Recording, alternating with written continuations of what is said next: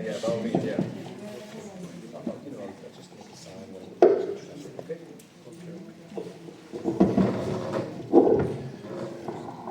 Well, good evening, everybody. You want to translate that? I'm sure they can manage that, no problem. Thank you so much for coming today. I'm very happy to be in Lille today. The last time I was here, I think 20 years ago. But I'm glad to be with you, and thank you for receiving us today.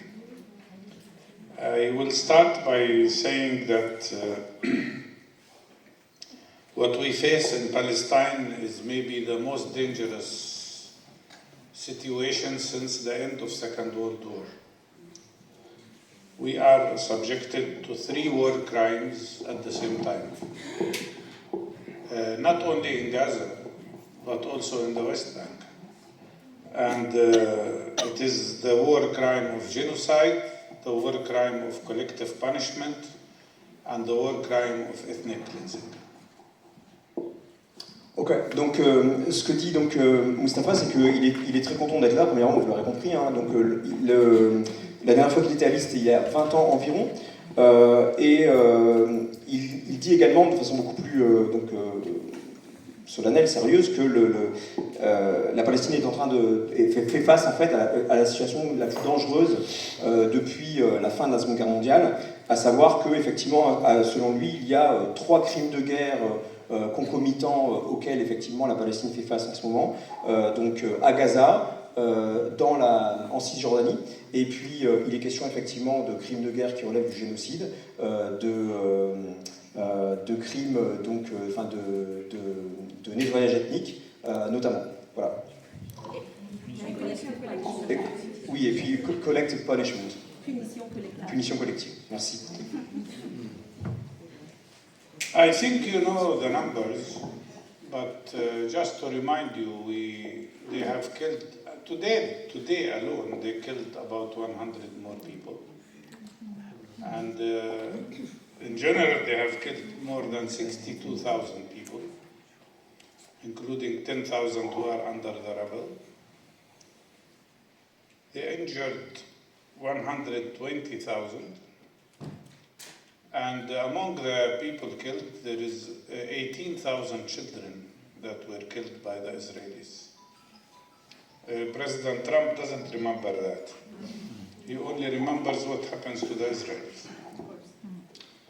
And among the 120,000 injured people, there are 11,000 who can die now because of lack of medical treatment, especially that Israel has bombarded all hospitals, including today the European hospital, or yesterday, which they throw on 30 bombs, each of which is 1 ton, 1,000 kilograms. Ok, donc un certain nombre de chiffres, vous l'aurez compris, qui sont assez éloquents et morbides. Alors il dit que vous connaissez bien évidemment les chiffres, ou la plupart des chiffres dont il parle. Aujourd'hui, vraiment en cette date donc, du 14 mai, il y a eu environ 100 morts donc, en Palestine. De façon générale, depuis donc, le 7 octobre, il y a eu environ 62 000 morts et 120 000 blessés, sur lesquels il revient un peu plus tard. Parmi ces 62 000 morts, il y a donc 18 000 enfants, et il va de soi, selon lui, que Trump, bien sûr, ne se souvient pas de tout ça, puisque Trump ne se souvient que de ce qui s'est passé, effectivement, en Israël. Parmi les 120 000 blessés, il faut savoir que 11 000 environ sont susceptibles de mourir donc, dans les jours ou dans les semaines qui viennent, précisément parce que ces personnes n'ont pas accès aux services de santé, notamment parce que, vous l'aurez compris également, les hôpitaux donc, sont dans un très triste état, sont systématiquement bombardés, et l'hôpital européen lui-même, en fait, donc construit avec des fonds européens, a fait l'objet d'un bombardement avec une trentaine de bombes, dont le poids de chaque bombe équivaut à environ 1 tonne chacune. Voilà. This means they threw on Gaza more than 100,000 tons of explosives, which is equal, more actually, than 5 times the explosive power of each of the nuclear hits that were thrown on Hiroshima and Nagasaki. It's 50 kilograms of explosives for each man, woman, and child in Gaza. 50. Many children, most children are not 50 kilograms. So you can imagine the effect of that. And they have erased to the ground already 90% of all homes, all shelters, all buildings in Gaza.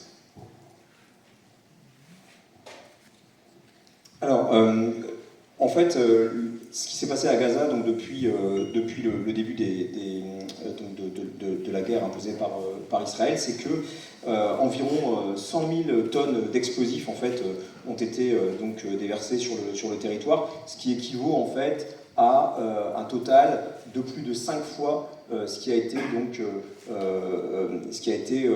jeté donc sur Hiroshima et Nagasaki à la fin de la Seconde Guerre mondiale, et ce qui équivaut également à 50 kg d'explosifs pour chaque homme, femme et enfant de Gaza, en prenant en compte bien évidemment le fait que la plupart des enfants ont un poids individuel qui est inférieur à 50 kg.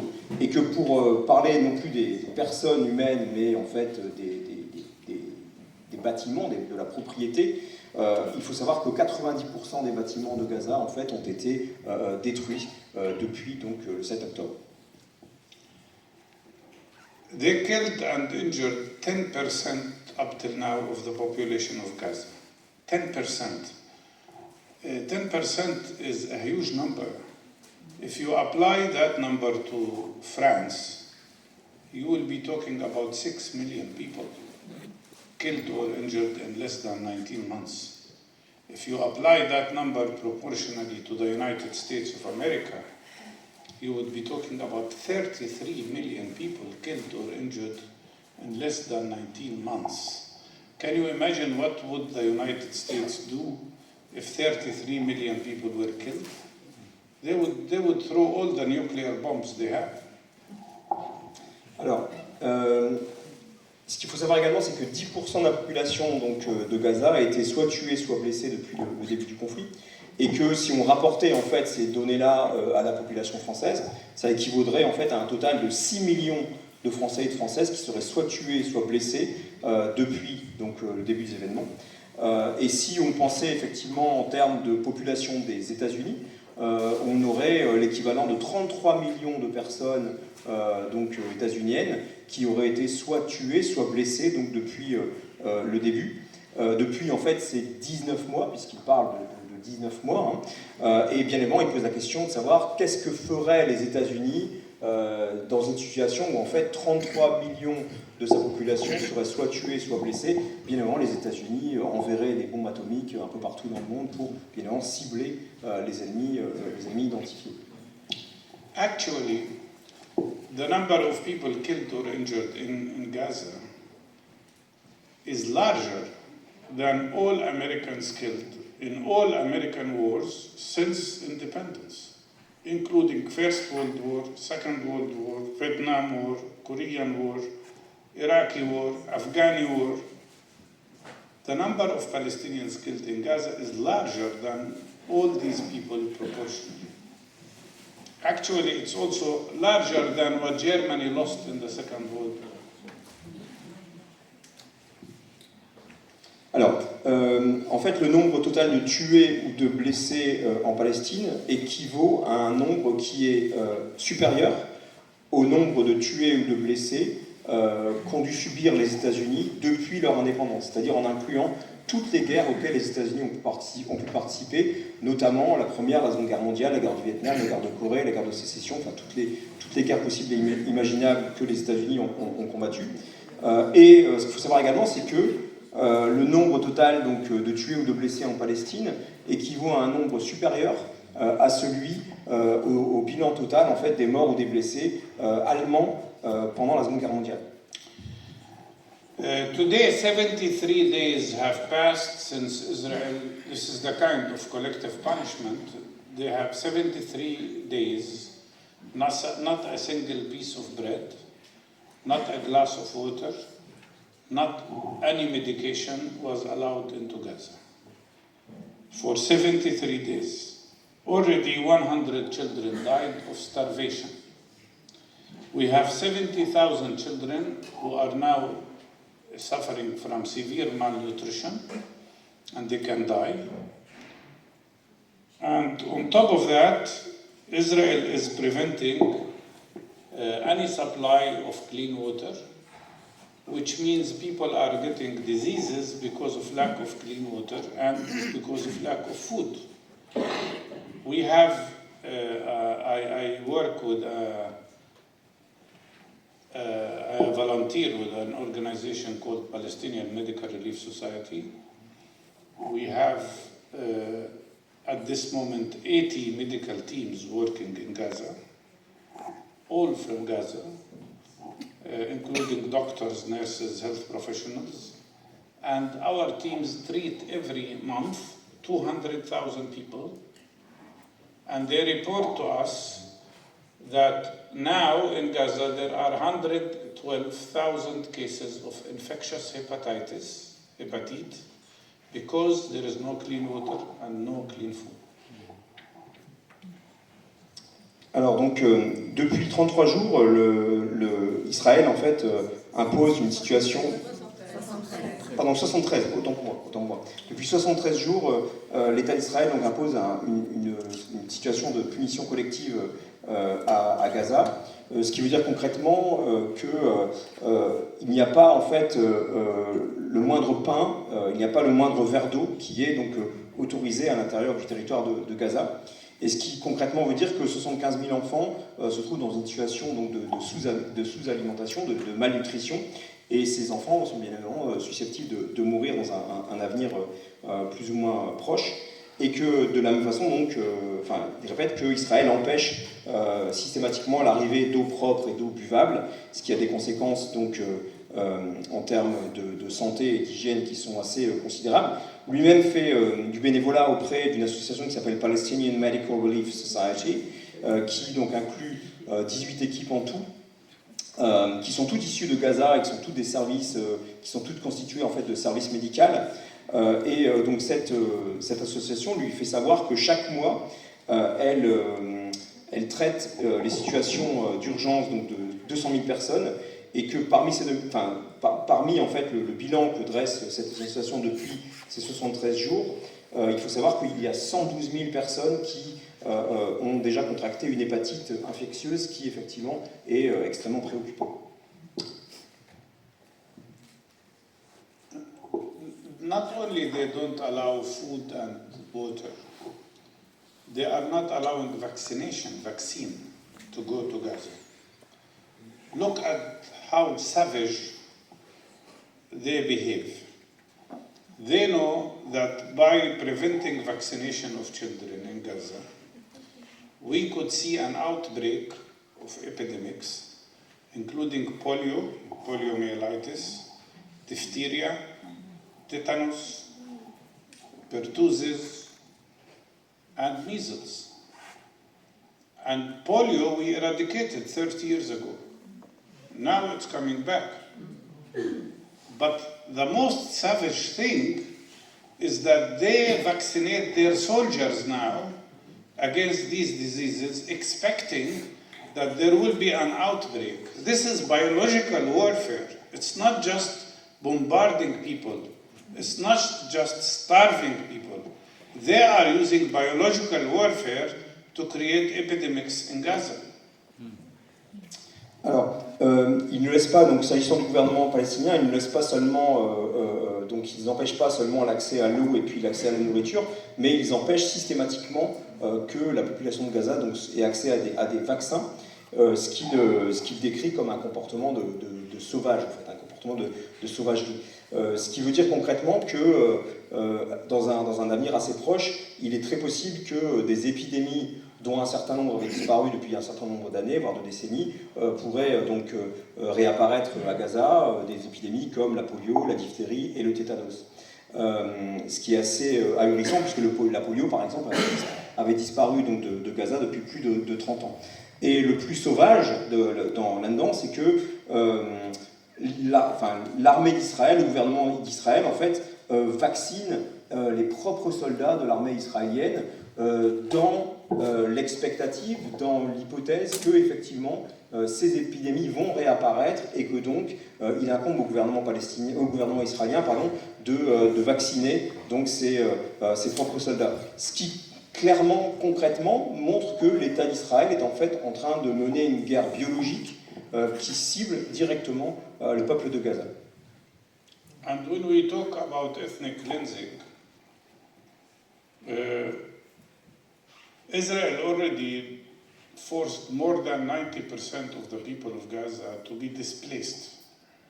Remember that 70% of the population of Gaza are refugees who were displaced in 1948. And now they're becoming displaced again, not once, not twice, not 4 times. Many of the people in Gaza now were displaced from one point to another 16 times. Imagine, put yourself in their place. Imagine, you live in your home, you have your clothes, you have your belongings, you have everything, you have your memories. And then they come and bombard your house. You are lucky if you are not killed. And then they force you to live with nothing but clothes on yourself. By the way, this is what they also do in the refugee camps in Jenin, in Tulkarim, in Nur Shams. And then after you are displaced, you look for a tent. If you are lucky, you find a tent. If you don't find a tent, you might spend time in the streets. And then after you find a tent and maybe try to find some clothes for your children, they come and bombard again and force you to move one more time with nothing. And imagine this is repeating for you 16 times. How would you feel? Okay. Donc il parle après de nettoyage ethnique en disant que aujourd'hui 90% de la population de Gaza fait face à une situation de déplacement forcé. Et il rappelle également des faits historiques qui sont que depuis la Nakba, à Gaza, effectivement, il y a 90% des habitants qui eux-mêmes ont été des réfugiés en 48. Mais que dans la situation beaucoup plus récente, il se trouve qu'il y a eu des déplacements de population, donc des déplacements forcés de population, non pas une fois, 2 fois, 3 fois, 4 fois, mais parfois beaucoup plus de fois que ça, jusqu'à atteindre 16 fois. Et il invite toutes les personnes présentes ici à imaginer une seule seconde ce que ça vous ferait à vous, en fait, ce que ça nous ferait à nous, d'être bombardé, et puis d'avoir donc sa maison qui est bombardée, ou son appartement qui est bombardé, avec nos habits, nos souvenirs, un certain nombre de choses qu'on a chez nous, que si on a la chance de ne pas être tué dans le cadre de ce bombardement, en fait, on se retrouve à devoir errer, chercher une tente avec un minimum d'affaires avec nous, et qu'on peut en fait être systématiquement déplacé. On va se retrouver à chercher une tente, à être dans la rue, et qu'à chaque fois qu'on trouvera une tente, en fait, on sera susceptible d'être de nouveau déplacé de force. Et il nous invite, il invite tout le monde ici à imaginer ce que ça ferait de vivre cette situation. Et il parle également de la situation dans le camp de Jenin, où effectivement le même traitement par l'État d'Israël est imposé. And Netanyahu doesn't hide his intention. Yesterday they said it, and the day before yesterday he said it. He said he wants to continue bombarding Gaza so that he would force everybody from the north and the center to the south. He already erased Rafah to the ground completely. He wants to create the largest concentration camp in history, and then put people in the most difficult conditions in the concentration camp, the 2.1 million people under Israeli control, to force them out of Gaza. And he keeps saying, I want to implement Trump's vision. Because Trump gave him the legitimacy of the idea of ethnic cleansing, which is the worst war crime in international law. And the leaders of the world know that. The Western leaders know that. It's not hidden. It's not just a very bad crime. It's a declared intentional crime by a war criminal who is wanted already to the International Criminal Court. Alors, donc en fait, M. Netanyahou ne cache pas du tout ses intentions. En fait, il est très très honnête avec ce qu'il veut faire, puisqu'il a dit tout récemment que son ambition était de veiller au déplacement forcé en fait de la population de Gaza, donc depuis le nord et le centre jusqu'au sud. Aujourd'hui, donc la ville de Rafah a été complètement anéantie, complètement détruite, et M. Netanyahou n'est pas non plus, il est au moins très très honnête dans le sens où il a dit et redit que son but était finalement de créer, de veiller à mettre en place finalement le camp de concentration le plus grand au monde, avec 2,1 millions de personnes, et que ce faisant, il a dit qu'il voulait mettre en place, en fait, il voulait mettre en pratique la vision qui est celle de Donald Trump. Il insiste également donc,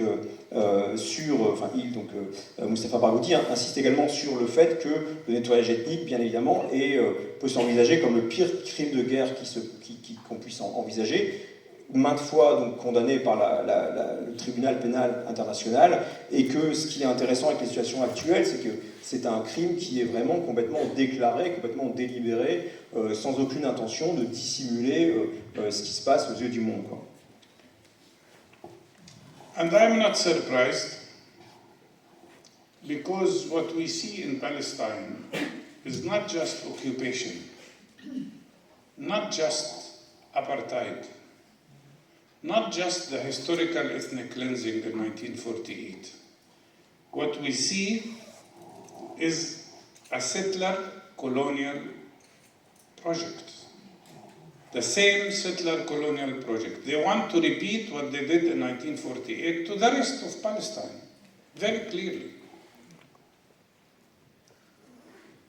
Alors, donc, il n'est pas du tout surpris de ce qui se passe, puisque ce qu'on voit aujourd'hui en Palestine, c'est pas seulement une politique d'occupation, une politique d'apartheid qui renverrait finalement aux événements de 1948, mais c'est vraiment une politique d'occupation, de plantation, en fait, de plantation coloniale, à l'image, effectivement, de ce qu'on a pu voir dans d'autres situations coloniales de l'histoire du monde, quoi. In 1948, not everybody knows that, but in 1948, Israel not only displaced 70% of the Palestinian people, they also destroyed completely to the ground 523 Palestinian villages and communities.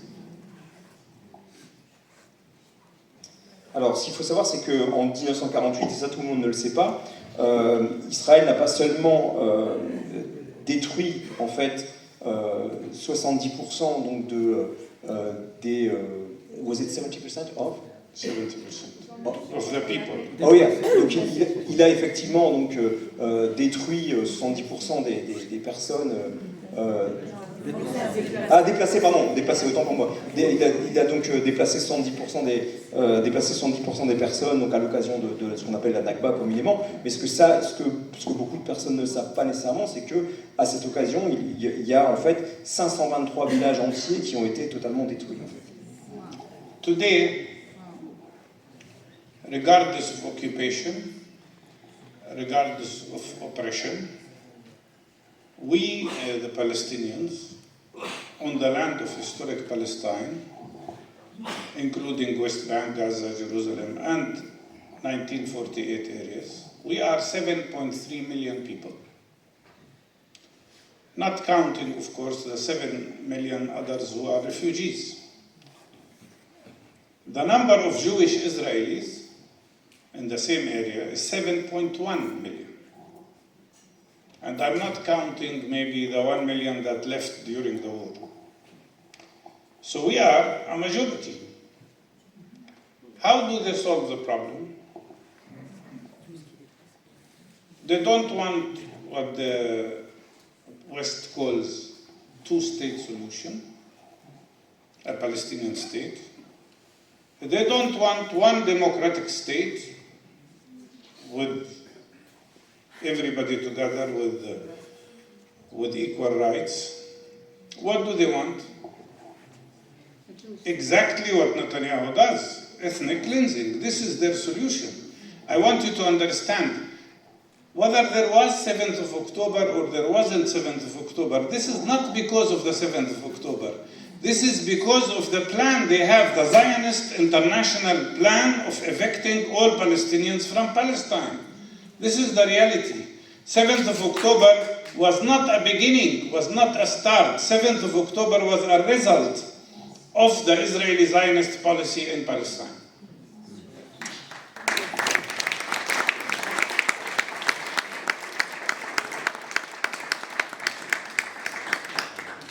Alors donc il dit qu'aujourd'hui, malgré l'occupation, malgré l'oppression, en fait, nous autres Palestiniens, à la fois à Jérusalem, à la fois à Gaza, à la fois en Cisjordanie, et puis à la fois en fait dans les territoires qui étaient les territoires palestiniens de 48, il y a environ 7,3 millions de personnes. Et à côté de ça, les Israéliens, en fait, sont 7,1 millions de personnes, que l'on inclut ou pas, en fait, les peut-être 1 million et quelques d'Israéliens qui ont quitté le pays. Et il dit, voilà, aujourd'hui, le fait est que démographiquement, nous sommes une majorité. Il insiste également sur le fait que l'État d'Israël ne veut pas une solution à deux États, cette solution à deux États qui est préconisée au moins dans les discours, donc dans un certain nombre d'États qu'on appellera occidentaux pour aller vite. Ils ne veulent pas, en fait, en Israël, un État démocratique, une démocratie libérale, hein, avec des droits égaux, des droits de base qui sont ceux de toutes les démocraties. Ce qu'ils veulent vraiment, c'est en réalité le nettoyage ethnique, en fait. Avec ou sans le 7 octobre, nous dit-il, ce qui est clair, c'est qu'il y a ce plan sioniste d'évacuation de la Palestine, et qu'en fait, le 7 octobre n'est pas le début de quelque chose, c'est plutôt en fait la résultante d'une politique sioniste, donc délibérée et puis bien réfléchie. Before 7th of October, not only we had occupation and everything, Gaza was under siege since 2006. I was there when they imposed siege on Gaza in 2006, which means we are talking about 19 years or 18 years of siege. Before 7th of October, in September, Netanyahu went to the General Assembly of the United Nations and had no shame in showing the world and the United Nations the map of Israel, which included the annexation of all West Bank and all of Gaza. Nobody stood up in the General Assembly and said, we will punish you for that if you do it. So he was already declaring his plan of annexation. Before 7th of October, everything was about normalizing relations with the Arab world so that they can liquidate the Palestinian issue. And Trump shamelessly, again, yesterday, when he met with Sharia from Syria, he was telling him you should normalize with Israel. He didn't say, at least Israel will give back the Golan Heights or the land they have occupied from Syria recently. Alors donc, avant le 7 octobre, en fait, ce qu'il faut savoir, c'est qu'il y avait déjà un siège de Gaza depuis 2006, et que donc, depuis environ 18-19 ans, il y avait ce siège, effectivement, de la bande de Gaza qui était en place, et que lui-même, donc, dit « j'étais moi-même donc, présent donc, depuis 2006 », et qu'il faut penser effectivement à ce qui s'est passé avant le 7 octobre. D'autre part, plus récemment, en fait, en septembre 2023, autrement dit un mois environ avant le 7 octobre, Monsieur Netanyahou lui-même, en fait, à l'Assemblée générale de l'ONU à New York, n'a pas eu la moindre honte, n'a pas eu le moindre embarras, en fait, à montrer une carte d'Israël qui présentait, en fait, l'annexion, notamment, de toute la bande de Gaza. Et ce jour-là, en fait, personne au sein de l'ONU ne s'est ouvertement donc opposé à son projet. Ce qu'il faut savoir également, c'est que cette possibilité effectivement d'une annexion totale de la bande de Gaza, elle fonctionne également à travers la normalisation la normalisation des relations avec un certain nombre de pays arabes, hein, donc, qui a été donc, promu notamment par Donald Trump, et que pas plus tard qu'hier, en fait, lorsque Donald Trump a discuté avec les nouveaux leaders syriens, une des priorités finalement c'était de veiller à ce que le nouveau gouvernement mis en place en Syrie finalement ait des relations cordiales et reconnaisse effectivement l'État d'Israël, ce qui n'inclut pas bien évidemment la moindre discussion par rapport à la restitution du plateau de Golan par exemple. Before the 7th of October, Israel passed a law in the Knesset, Israeli parliament, supported by the government and opposition parties, all, which said that the right of self-determination on the land of historic Palestine, which means all Palestine, including West Bank, Gaza, and Jerusalem, the right of self-determination is exclusive for Jewish people. Alors en fait, avant le 7 octobre, le gouvernement Netanyahou a fait passer une loi à la Knesset, qui était une loi qui a été votée par tous les partis de gouvernement, aussi par l'opposition. Cette loi en fait insiste sur le fait que le droit à l'autodétermination sur toute la Palestine historique, hein, donc qui inclut Gaza, la Cisjordanie et puis Jérusalem-Est, que en fait ce droit d'autodétermination sur toute la Palestine était exclusivement réservé aux seuls Israéliens. Aux seuls juifs, pardon. Aux seuls juifs. You have good monitors. I'm not sure everyone is listening. Please, these three ladies there, and they're putting pressure to sit up front.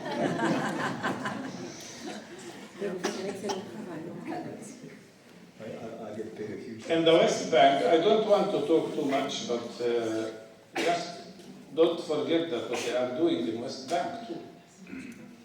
We have now eviction of people from 3 refugee camps, Jenin, Tulkarem, Nur Shams, and they start to attack other refugee camps like Farah and Balata.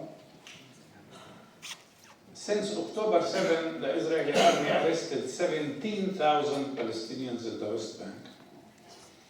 The situation of Palestinian prisoners is awful. They starve them, they beat them, they torture them.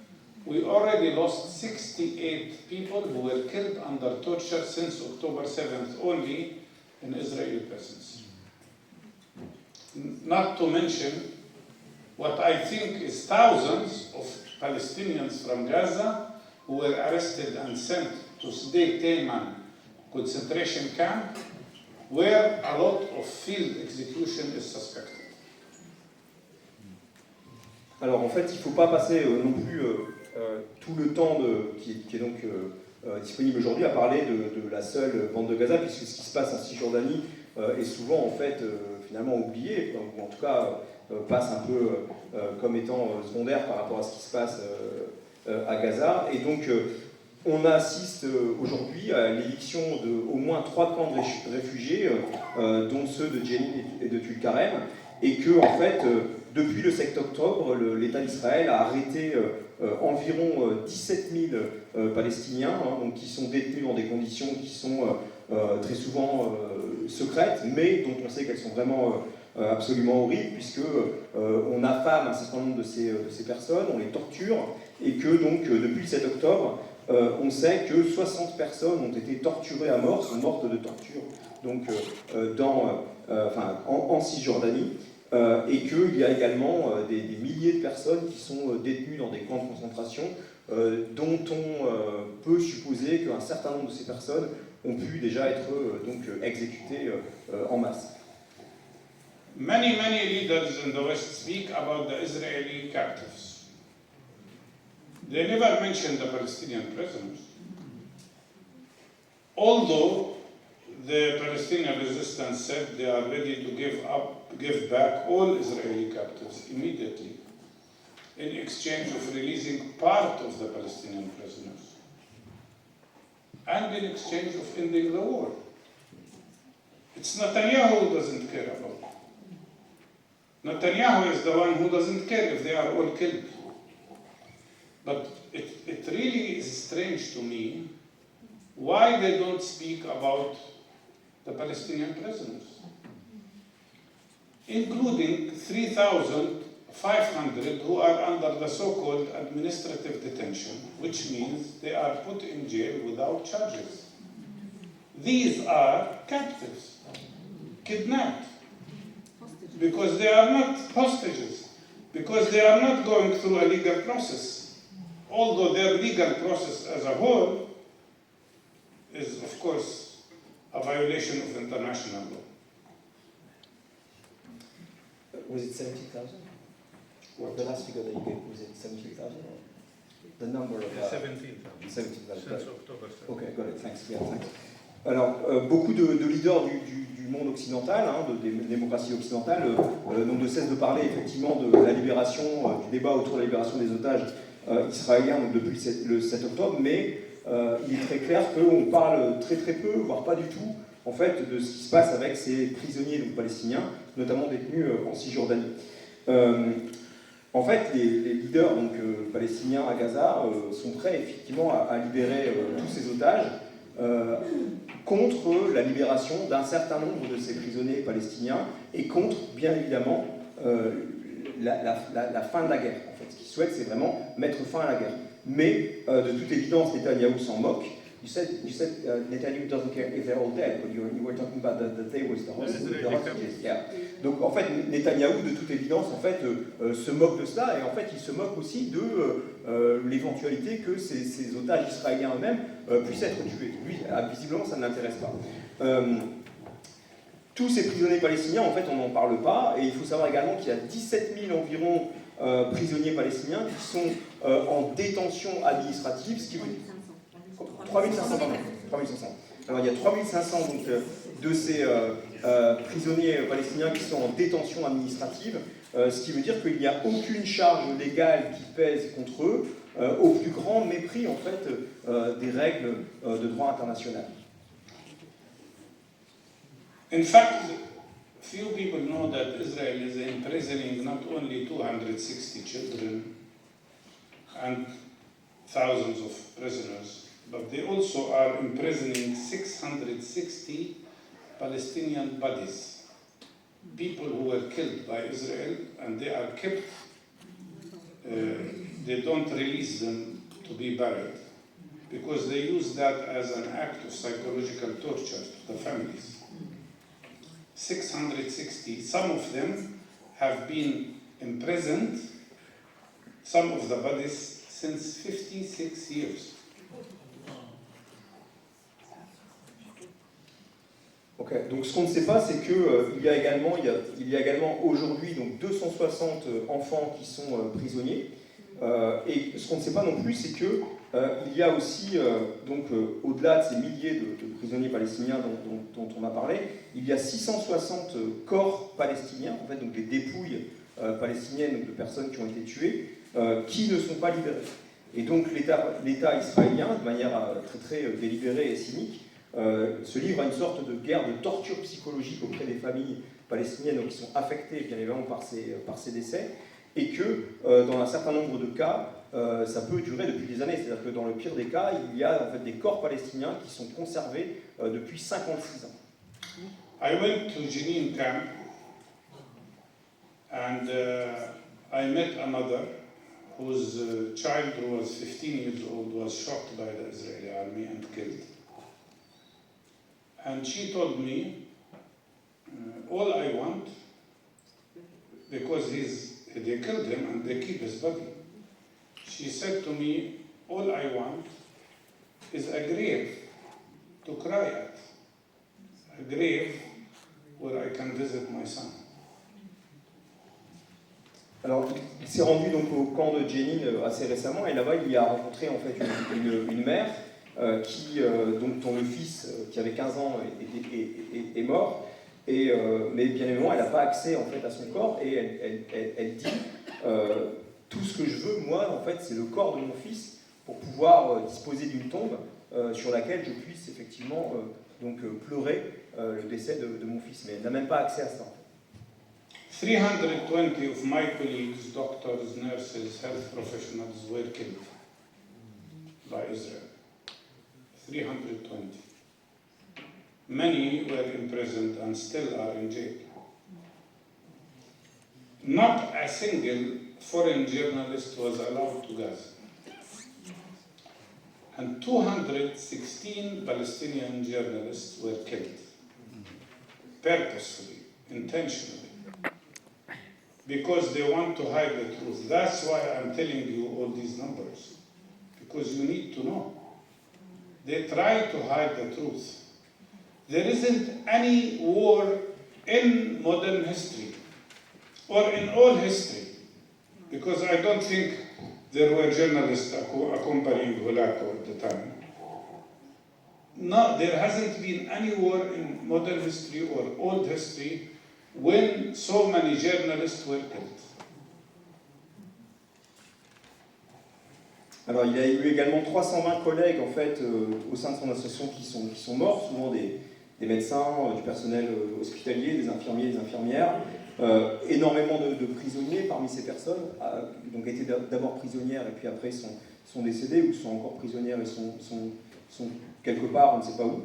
Et en fait, ça n'a pas été médiatisé puisque il n'y a aucun journaliste international, comme vous le savez, qui ont le droit d'avoir accès à Gaza. C'est pas non plus un hasard si en fait 216 journalistes palestiniens ou palestiniennes ont été tués. C'est un acte délibéré en fait de la part de l'État d'Israël qu'il est important en fait de dire et de répéter. Et c'est la raison pour laquelle aujourd'hui, en face de vous, en fait, il vous donne toute cette litanie de statistiques et de chiffres précisément pour qu'on ait une idée de ce qui est en train de se passer devant nous. Et en fait, ce ciblage systématique en fait des journalistes palestiniens est sans précédent, puisque dans aucune guerre moderne, un tel événement ne s'est passé. C'est-à-dire cette volonté vraiment délibérée de cibler en particulier les journalistes pour que les gens, au-delà de la Palestine, puissent avoir accès à l'information. We have now to deal with 30,000 orphan children in Gaza. They have health needs, they have educational needs, they need families to take care of them.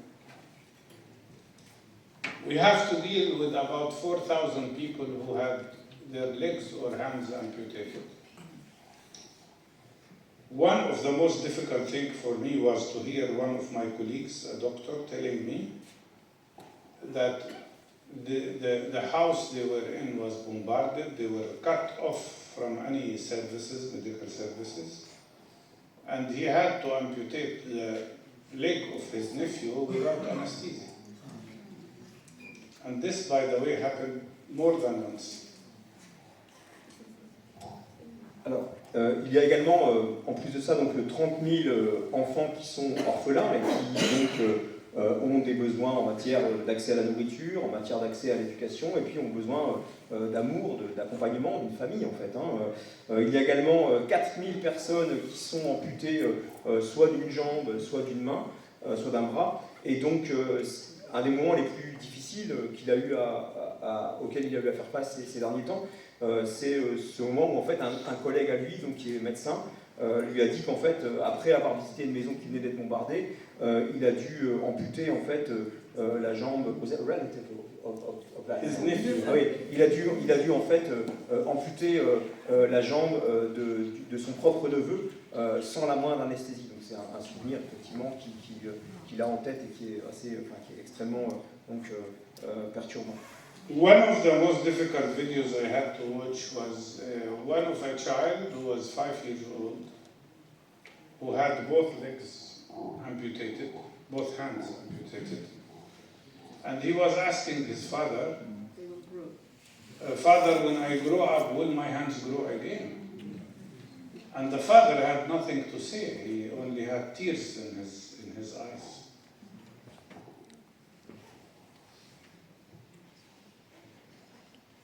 Alors donc en fait, une des vidéos les plus horribles qu'il a vues, c'est cette vidéo d'un enfant en fait de 5 ans qui était amputé des deux mains et puis qui implorait en fait son père, qui ne savait pas exactement ce qui lui était arrivé, et qui implorait son père en lui demandant voilà, quand je grandirai, est-ce que mes mains vont elles-mêmes repousser quoi. Et donc le père était bien évidemment en pleurs et ne savait pas du tout quoi répondre.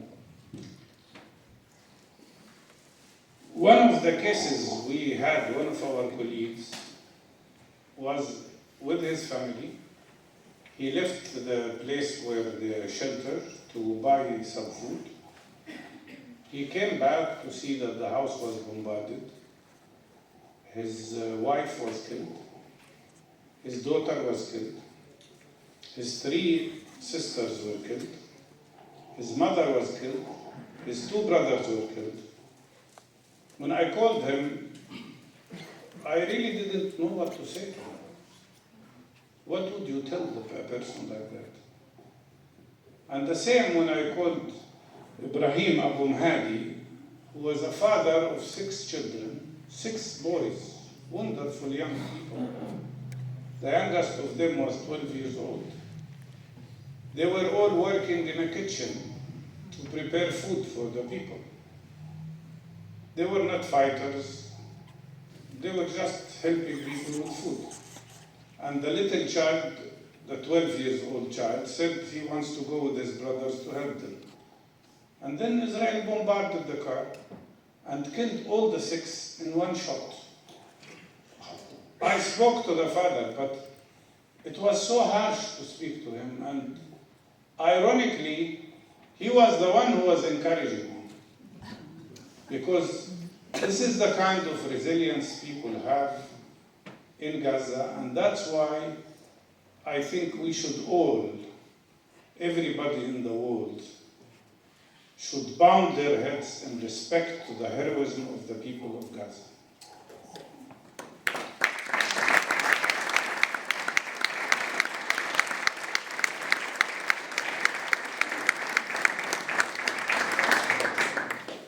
Alors il parle de 2 situations très difficiles. Premièrement, le cas d'un collègue qui, donc avec sa famille, a quitté en fait son abri et qui, lorsqu'il est revenu, a réalisé qu'en fait sa femme, sa fille, ses 3 sœurs, sa mère et ses 2 frères avaient été tués. Et donc bien évidemment, il ne savait pas du tout quoi lui dire et il nous demande à nous qu'est-ce que vous pourriez lui dire, lui, si vous aviez... si vous étiez en conversation avec cette personne. Et d'autre part, il parle aussi de la situation d'un père de 6 enfants, qui n'est pas du tout des personnes impliquées en fait, dans la lutte armée en Palestine, hein, et qui est en train de cuisiner pour la communauté locale, hein, pour venir en aide en fait, à la population locale aux alentours. Et en fait, ce père de 6 enfants, ces 6 enfants en fait, ont été tués dans une sorte de cabale, quoi. Israël en fait, a tué tout le monde en une seule attaque. Et il a eu donc au téléphone le père en question, et bien évidemment, comme dans la situation qui a été décrite précédemment, il n'avait pas du tout les mots pour entrer en conversation, entrer en interaction avec cet homme-là. Et toutes ces choses-là, en fait, expriment, illustrent la résilience extraordinaire en fait, du peuple de Palestine. Et il nous demande en fait finalement de baisser la tête en reconnaissance modeste finalement de cette résilience extraordinaire en fait du peuple palestinien. Voilà. Du peuple à Gaza. The question is to you, especially to people in Europe, and to the people of the world everywhere. Where is international law?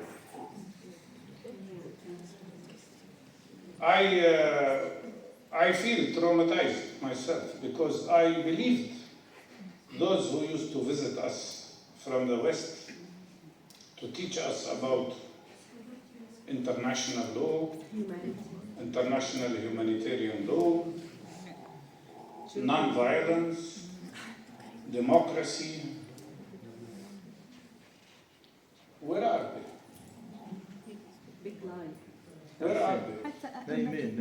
مساجد حتى أئمة المساجد. Oh. Where are they? And I tell you, when the Holocaust happened against Jewish people in Europe, when anti-Semitism happened in Europe, it wasn't only the work of the criminals like the Nazis in Germany. It was a result of the cowardness of those who remained silent when Jewish people were oppressed. And I tell you, it's the same cowardness of those who are silent today about what's happening to Palestinians, about the genocide against Palestinians. This is the reality.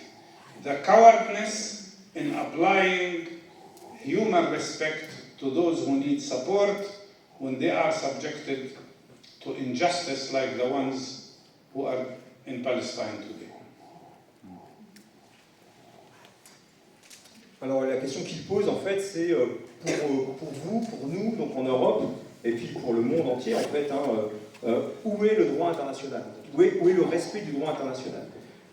Il est clairement, il s'exprime comme une personne donc, traumatisée, puisqu'il repense en fait à toutes ces années pendant lesquelles, en étant en Palestine, des personnes de l'étranger, du monde occidental, sont venus, ont rendu visite à la Palestine en faisant des discours, en enseignant en fait le droit international, la démocratie, la non-violence, et il demande aujourd'hui mais où sont ces gens en fait? Qu'est-ce qu'ils sont devenus? Où sont ces gens? Et il fait un parallèle en fait avec l'Holocauste, avec la Shoah, voilà, et puis plus généralement sur l'antisémitisme en Europe qui a mené donc à la Shoah pendant la Seconde Guerre mondiale. Et il insiste sur le fait que la Shoah n'a pas été seulement le travail des criminels nazis, c'est pas seulement l'œuvre horrible en fait des criminels nazis, mais c'est aussi finalement surtout la résultante du silence en fait de personnes qui ont été très lâches et qui ont regardé ailleurs quand c'était en train de se faire ou quand c'était en train de se préparer.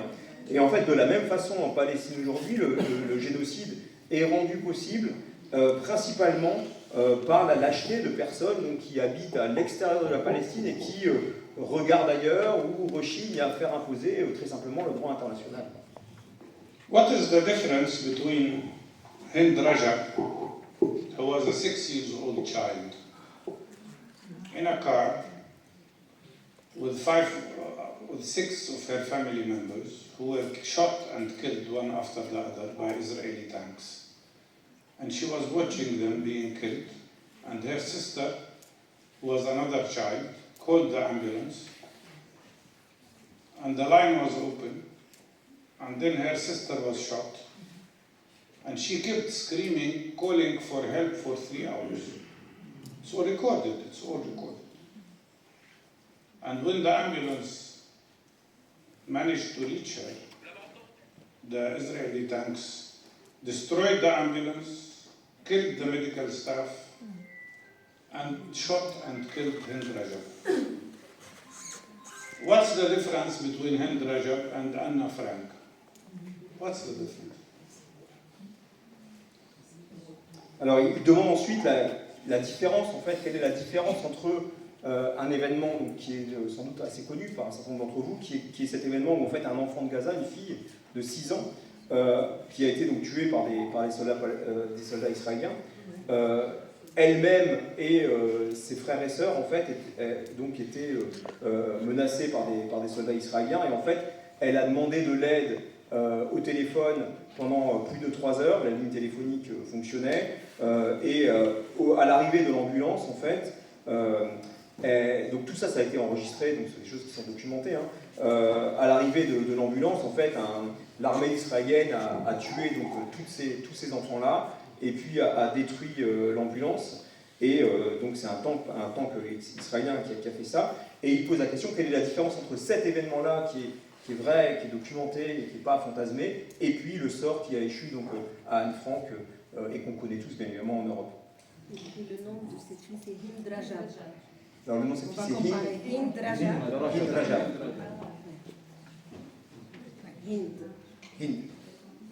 Hind Rajab. Israel would not have dared, Netanyahu would not have dared to do what he is doing if it wasn't for the silence and the complicity with his crimes. If it wasn't for the double standard. Why, in the case of Russia, they imposed 11,000 sanctions on Russia in less than 2 months. And Russia did not do the genocide that Israel is doing. But Israel, no sanctions. I think yesterday Macron was saying, shame, Israel is, the siege of Israel is shameful and sanctions should be expanded. Thank you. Where are the sanctions that will be expanded? We need sanctions. That's the way to force Netanyahu to stop this war criminal. Please. Alors, il dit également qu'Israël, en fait, n'aurait pas son Netanyahou sans la complicité silencieuse d'un certain nombre d'États, donc, enfin, les États occidentaux en général, et il pointe, en fait, un deux poids deux mesures entre ce qui se passe actuellement en Palestine et puis Israël, enfin, ce qui se passe à Gaza et puis donc Israël, et puis, bien évidemment, la situation de la Russie avec l'Ukraine. Il faut savoir qu'en fait, pour illustrer ce deux poids deux mesures qui est très très clair, les États occidentaux ont imposé environ 11 000 sanctions contre la Russie, donc, en moins de 2 mois, alors qu'il n'y a pas de sanctions, en fait, contre l'État d'Israël. Or, il n'y a pas de génocide actuellement qui est donc perpétré par M. Poutine, à l'inverse de ce qui se passe donc, à Gaza actuellement. Alors, il insiste également sur le fait que hier soir, donc, M. Macron, à la télévision française, a dénoncé la politique de Netanyahou en disant que, bien évidemment, elle était honteuse, cette politique, hein, et il a insisté sur la nécessité de renforcer les sanctions existantes. Or, nous demande-t-il, donc Mustafa Rabouti, quand il dit, mais elles sont où ces sanctions? Elles n'existent pas, en fait. Il n'y a pas de sanctions. I know that it's taking a long time because of translation, so I will not talk more because I'm sure you have some questions. But I want you to know one thing.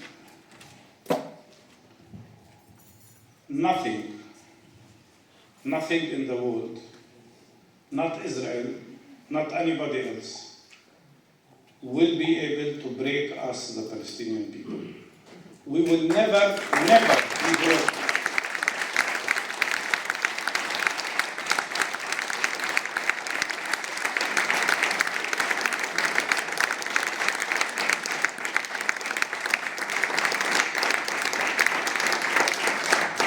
I lived my life under occupation, saw the first Intifada, the second Intifada, the wars in Gaza. I was in Gaza in 2008, 2012, 2014. This time they didn't let us go there, but I tell you, from what I've seen, whatever they do, we will stay in Palestine. They will not break us. We are ready to struggle with every breath in our life. They will not break us, like they couldn't break the people of Vietnam.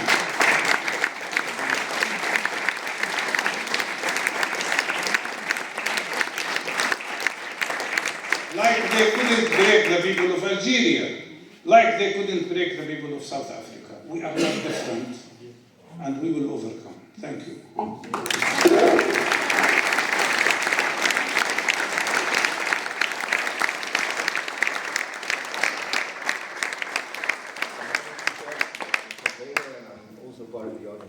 Ok, donc vous aurez compris un certain nombre de choses qu'il vient de dire. Il ne peut pas parler beaucoup plus longtemps parce que la traduction prend un peu de temps, elle double en fait la durée de son intervention. Il insiste sur le fait que rien au monde, en fait, pas Israël avec donc son arsenal militaire absolument extraordinaire, donc ne viendra à bout en fait du peuple de Palestine. Il était là en fait lui-même en Palestine au moment de la première intifada, au moment de la seconde intifada. Il a vu en fait les principaux événements horribles, traumatiques en fait qu'a subi la Palestine depuis un certain nombre d'années, de décennies, et en fait, absolument rien en fait ne pourra donc ne pourra vaincre, ne pourra faire donc ne pourra vaincre le peuple de Palestine. Et il fait un parallèle en fait avec la façon dont les États-Unis au Vietnam, effectivement, ont investi énormément d'argent, ont utilisé voilà, des tonnes et des tonnes et des tonnes de bombes pour au final que le Vietnam sorte vainqueur. Il parle également, il fait aussi il termine par faire un parallèle donc, avec la guerre d'Algérie et puis aussi avec l'apartheid en Afrique du Sud, et pour dire qu'en fait la Palestine n'est pas différente de ces peuples-là et que rien effectivement ne brisera donc la volonté des Palestiniens à rester sur leur terre. Voilà, merci.